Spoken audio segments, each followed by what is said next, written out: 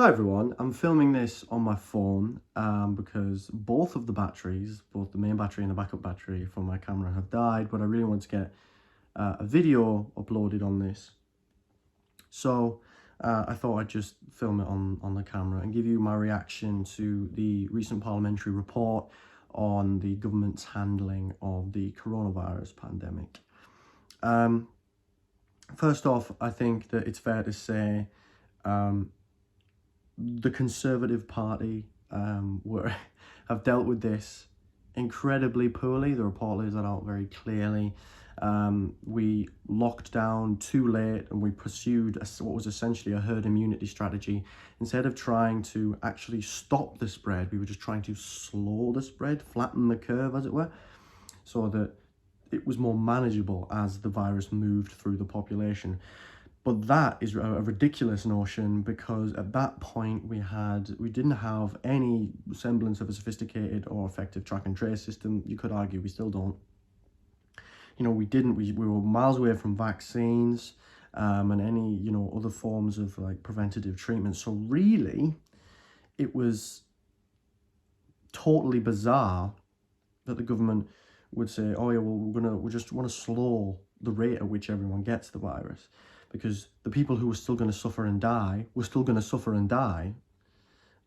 It would just happen less. Now, obviously, the NHS wouldn't be overwhelmed, so people who would suffer and die because of that wouldn't. But that's really not good enough. The report also lays out, plenty of the other mistakes that the government made. Scientific advice that was followed was bad. SAGE didn't really have a good enough grasp on how to deal with a virus of this nature. And there's contributions to this report from all kinds of different people, including Matt Hancock, Sir Patrick Vallance, Chris Whitty. There's all kinds of different people who are very much, in the fray. And then of course there's a lot of outside looking in, and basically a lot of different perspectives, which I think is very important. But apparently we simply weren't in the right position to deal with a virus like COVID-19, and we deemed that the chances of high number of deaths, high number of infections from a coronavirus were very slim. We only seemed to have any protocols in place to deal with sort of more dangerous mutations of the flu. And of course, that's not what COVID is. So we were not ready for this. And it really shows in the number of deaths. And the report has said, the number of deaths would have been is way higher than it could have been if the government had actually, branched out on the advice. Yes, they followed most of the scientific advice given to them by SAGE, so it's just as much their fault. But what essentially happened, according to the report, is that groupthink sort of took over, and there really is no excuse for that when you are a national government. You have essentially just a circle of people saying the same thing and patting each other on the back about their brilliant logic and what they're doing and how it's good. And that's really not what you need. We need more experts from outside the UK to contribute. We needed to definitely be heeding more what was happening in other countries, and how especially South Korea and Taiwan and Japan to an extent, and New Zealand and Germany and Canada, there were plenty of countries that dealt with it better than we did. We needed to be looking at what they were doing, and considering perhaps if their scientific advice was worth at least bringing into the discussion, speaking to some of their experts and things, and it's clear that didn't really happen. So this is a fault of the government in a really, really big way. Of course, the whole herd immunity thing was probably because of an economic thing as well, a desire to keep the economy open at the expense of human life.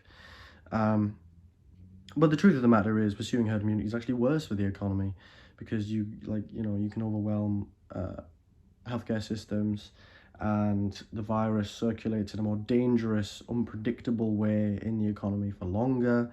In the population, I should say, for longer.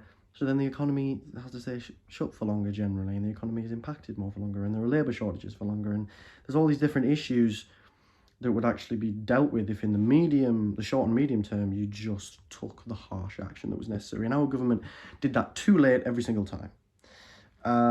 And people always say, oh, well, with the benefit of hindsight, you know, anyone can disagree with the government. A lot of us were saying these things when it happened. We were saying it shortly after it happened. And now we're saying it, you know, well after it happened, certainly well after, like, the beginning of the pandemic now. So people find a way to delegitimize criticism, but expect better from your government. Expect better from your government. It's you they're letting down. It's you they're letting down. You, your friends, your family, everyone you care about. The government's duty is to protect them, secure their life, their liberty, their safety, their security, and their prosperity. And the government currently is failing on basically all fronts in one form or another. So, yeah, and Boris Johnson's on holiday. And I know it's a stressful job, but you should maybe, you know, be here when a report like that comes out so people can ask you about it. But I believe that was probably the point. Probably knew the report was coming out and thought, don't really fancy answering questions in the media about that.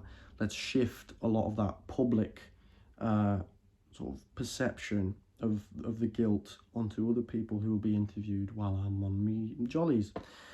So yeah, it's certainly not ideal, but you know, I think hopefully the media will talk to him and, you know, really interrogate him about it when he comes back. I'm not going to hold my breath. So yeah, apologies for the whole situation with the camera. The batteries aren't charging, so that's an issue. But I think I know what I need to do to fix them, so we should be fine for the next videos. Just a little blip, but hey. You know, at least we're getting something out. I want to know your thoughts on the issue as well. What do you think the government should do to try and prepare us better for future potential pandemics? Because let's be honest, they're going to become more and more common because of, well, a myriad of different reasons, whether it's agricultural policy or, you know, antibiotic resistance, or, you know, the destruction of habitats leading to more intermingling between humans and animals like bats and things. It's definitely a threat that's probably going to get worse and worse. So how should we prepare better? And do you think the blame needs to be more on, you know, government ministers or on our scientific experts? I'd like to know your thoughts, so leave them in the comments. Thank you all very much for watching as always, and I'll see you in the next video.